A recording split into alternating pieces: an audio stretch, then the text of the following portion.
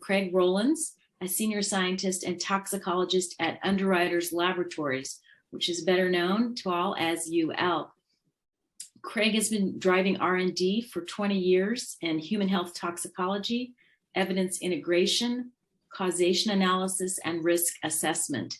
And he's published a number of papers, including on adverse outcome pathways, which he'll be talking about today, that's AOP, and emerging technologies in chemical safety assessment and sustainability. Thank you to both of you for joining. Starting with the title slide, improving toxicity predictions using Insilico methodologies.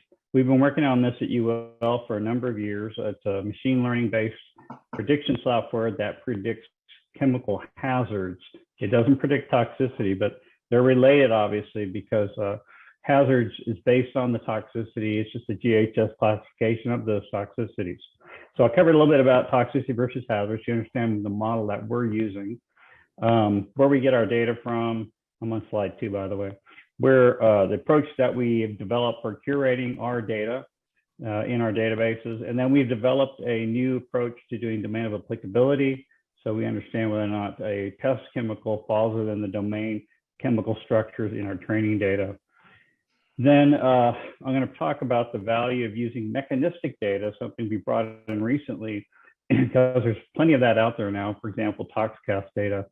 And bringing that in is improving our prediction models. We can now make predictions on more complex biologies. I'm going to give you the example of reproductive toxicity and repro hazard classification. And then I've got one slide little case study on how we use this information in green chemistry and predictive toxicology for hazard communications. So this is really mirrors what Michael was talking about earlier. This is a Stagegate process when you're developing a new chemical in R&D. I used to support R&D when I was at Dow Chemical, and we developed some early predictive methodologies so that we could start to parallel the R&D teams right from the very beginning when they're conceptualizing any molecule. And so at our disposal there on the very far left of the slide there, at that very first portion of the development process, we didn't have a lot of tools. We did hazard, when we had a chemical design, they would hand me a structure. That's all I had, a chemical structure.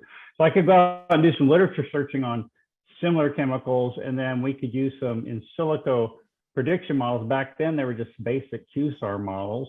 We have more advanced models now. Once that was done, we could also then start to use some in vitro cell culture assays and some, even if you wanted to, something like the zebrafish model. But that usually was only when the chemical was moving down to the second part of the stage gate. We could start investing in some actual testing because we needed test material and it was very precious. So we actually had to do in vitro. They weren't going to give us a whole lot. We would struggle over getting a couple of milligrams of their precious chemicals. So we were able to use in vitro testing at times. And then as we move farther down, we might start doing some animal testing, some early animal testing and so forth. And so you can see the process is to start with all predictive toxicology up front, help them select what would be the least hazardous molecule in that development process. So there is a difference between chemical hazard and toxicity. Chemical hazard data is used in a lot of places. We have a big business at UL in hazardous communications for safety data sheets, transportation manifests. There's also hazard data using a lot of consumer retailer product ratings and screening methods, alternative assessment methods such as green screen. It's a little picture there, a green screen, very popular one. I'm going to show you a case study in the end that's sort of based on green screen to compare chemicals to one another. Yeah, go ahead, that's fine. And the next slide is talking about really the difference between predicting toxicity and hazard. So toxicity is used to predict different adverse effects. You treat a model with a chemical, and for example, in developmental reproductive toxicity, you'll end up with things such as sexual function effects or fertility in adults, developmental toxicity in the offspring, developing embryo, fetus, and so forth. Whereas a hazard is taking all of that information on adverse effects and rolling it up to one classification, reproductive toxicity. So it's based on toxicity, but it's a classification of multiple types of toxicity into one classification. Now that has an advantage from your model building because it really amplifies the amount of data you have, because you can classify one classification on many different studies for many different chemicals. And that gives you a lot of data you can use to build models. Plus, we have a use for it in our company. So our data comes from multiple sources. It's a good time to be in computational modeling world for toxicology, because there's plenty of in vivo data now. It's being put out in the databases and also being curated on certain levels. But there's also a load of in vitro data for the same chemicals that many are having in vivo data on it. And that's going to become very useful. And I'll show you in a moment why. Toxicology, for example, there's 8,000 chemicals. This is old slides, there's more than that now. ToxCast has over 3,000 chemicals, 800 assays. And there was a publication put out a few years ago that pointed out that there are hundreds of databases available. They catalog them all. It's a very good resource if you're looking for data. Pull up that review article, and they'll describe each database and point you to it if you go get the information. So with the machine learning models now, you can combine all these different kinds of data into one model and start to build very robust and accurate models. So next slide. So I want to talk about the model that we started building about 4 years ago. We call it Reach Across. It's now called UL Chem Informatics Toolkit. We're on our fourth model. The data I'm going to show you is in the third iteration of the model. But we pull in all the in vivo data from, or hazard classification data out of PubChem, ECHA, Reach dossiers, the classification and labeling database in Europe. We've also started pulling data in from other sources as well. This is an early version of this. We got about 8 different sources now we pull information on for classification and labeling, and now, of course, in vitro mechanistic data. We curate this by going through a several-step process. I can't read my slide here, but we start with a fingerprint. We digitize all of the chemicals into circular fingerprints. We look for duplications or remove duplications. We look for concordance in terms of hazard classification. The way we treat hazard classification is if the same chemical has different hazard classifications, we don't include it in our database. That way we don't have to deal with whether or not which classification is correct or not. We lose information, but at least we're not putting contradictory information in the database. And we may find a way to resolve that later. Then we also look at the whether or not there's different charges on molecules, or if they salts, certain number of they have to have at least 5 atoms, but no more than 80 atoms.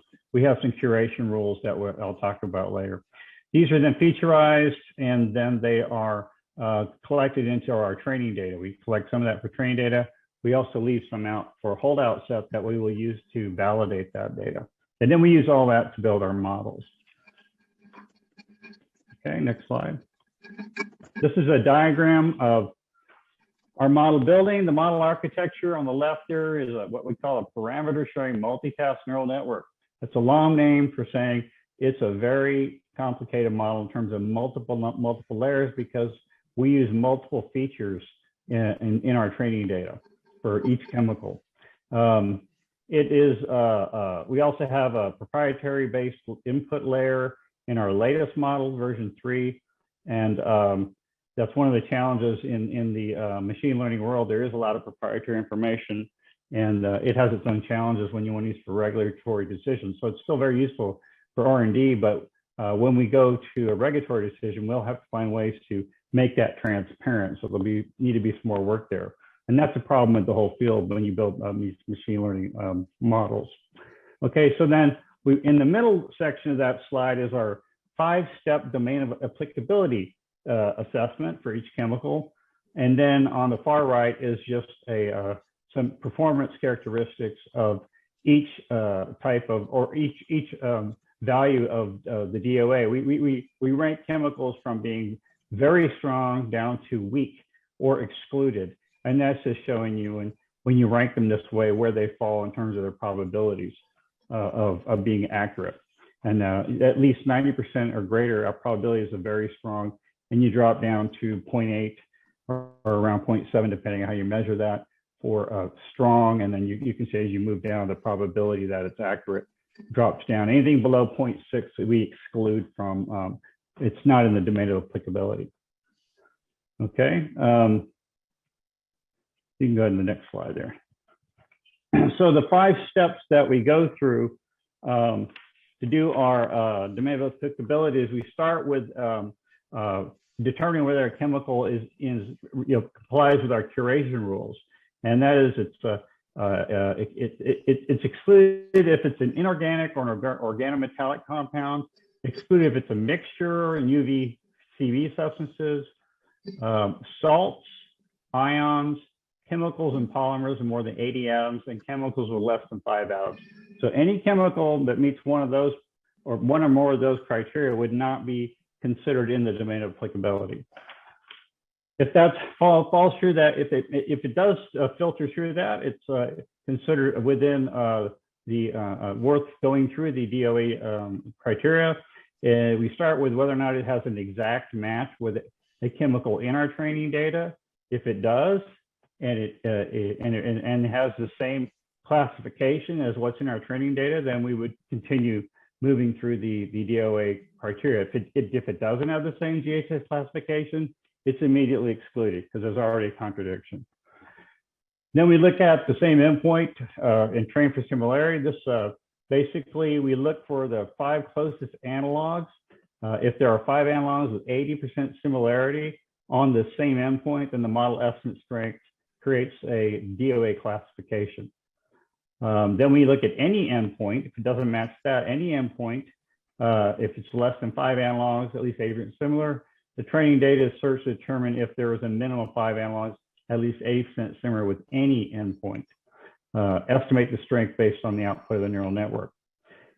Then we estimate the strength if a compound has no analogs in training data, then the chemical endpoint prediction is only included if the output of the neural network is 0.6, and we would assign that weak.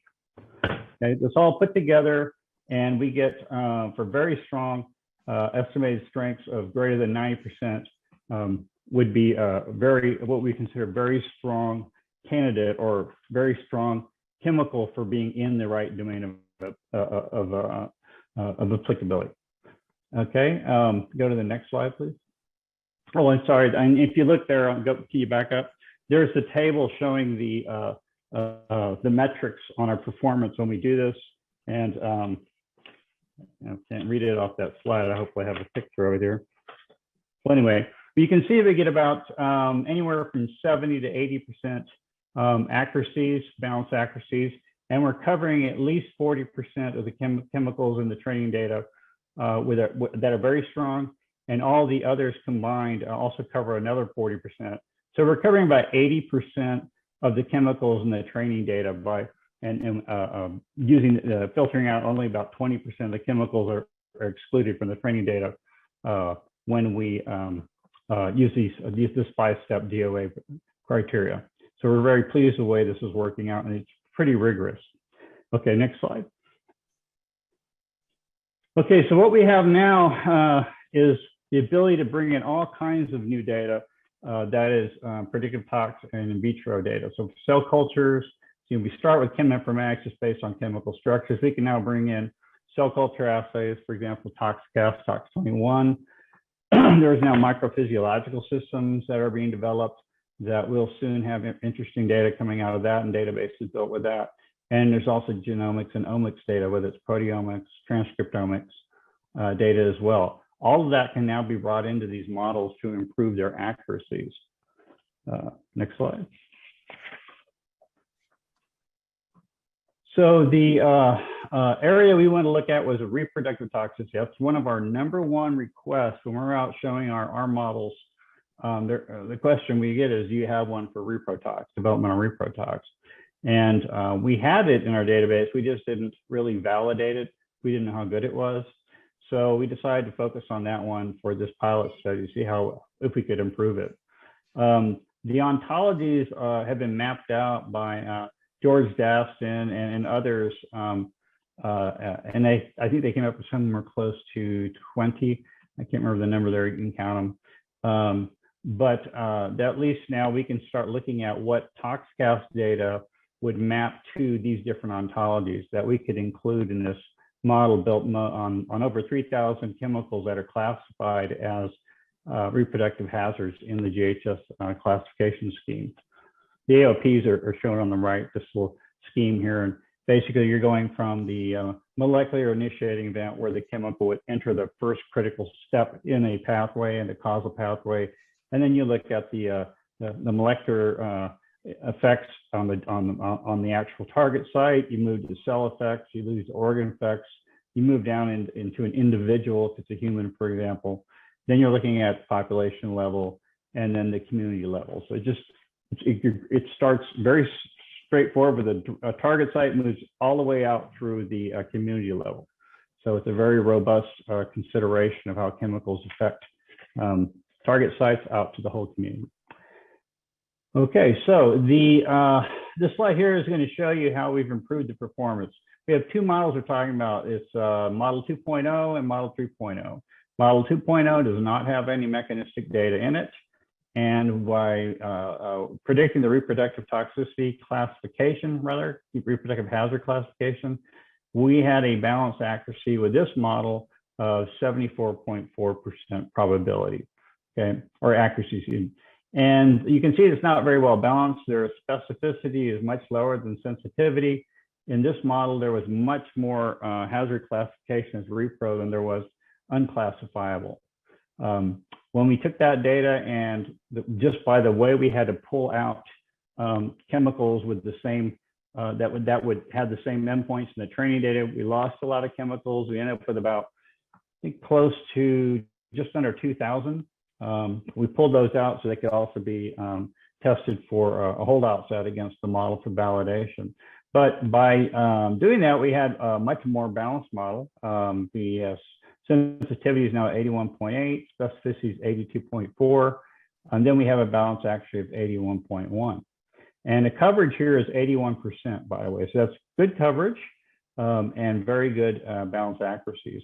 So by putting in the mode of action endpoints for androgen receptor binding agonist and antagonist, stress response for matrix metalloproteinase, a nuclear receptor, H receptor, one of my favorite ones, stress response, antioxidant response element, and the nuclear receptor for estrogen receptor. That data was folded into this model, and that provided a 7% increase in balance accuracy and also increased that coverage to 81%. So that was a nice proof of principle. This is, it's a small data set, as I said, only 2,000, but already it's starting to show promise, and we can start bringing in more in vitro data now because we have those different ontologies. All right, so if you go to the next slide, this is a very straightforward case study. I actually did this a couple of years ago for the GC&E conference. I wanted to show how you could fill in data gaps for read across using Insilico methods here. So this is for the benzoyl alcohol series of chemicals. You can see that going across is the data for each hazard for each of the chemicals, and then there's data for acute exposures and repeat exposures. So we're focusing on human health here, not environment. The problem with benzoyl alcohol, it's the one currently in use, it's a positive for being a sensitizer. So there's a need to replace this in the formulation of personal care products mostly. Also, there's the Procter & Gamble group did a very good assessment on the repeated dose toxicity, or rather the repro and developmental toxicity. They did a read across to make a conclusion as well for carcinogenicity. So I think that's very well supported by their read across decisions. So I filled in the data for missing for benzoyl acetate using our original reach across, which is the 2.0 model. There was data missing for skin sensitization for the sodium benzoate and the potassium benzoate, both the salts. Made predictions there.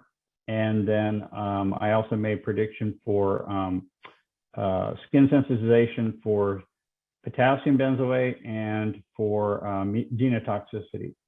So we were able to fill in many data gaps using reach across we have data showing that these are at least 70% accurate, up to 80% for some of these.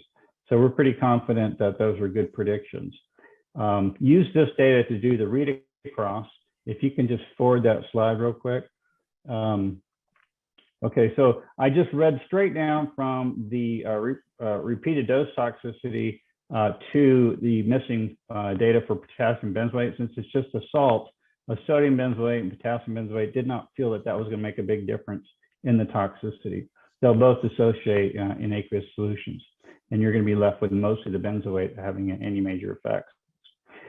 So from that data, I also looked at the genotoxicity data for all of them. They're all negative or predicted to be negative, and they all have low repeat dose toxicity. So based on that, I felt there was a low concern for carcinogenicity, especially since the benzoyl alcohol had also been concluded to have low concern by the P&G group. And similarly for the reprotox group endpoint, I felt based on that data, we also had a very low concern for it being a reproductive hazard. So that's based on a classical read across in a nutshell. So I wanted to see, well, how well does our new reprotox model do? So if you can go ahead and advance this slide. It showed, yeah, back up one, please. Yeah, okay, right there. What you can see is that for the first three chemicals, they were in the domain of applicability. The first two, the benzoyl alcohol and the benzoyl acetate, were very strong, predicted to be very strong, and they were also very low probability of being a reproductive toxicant.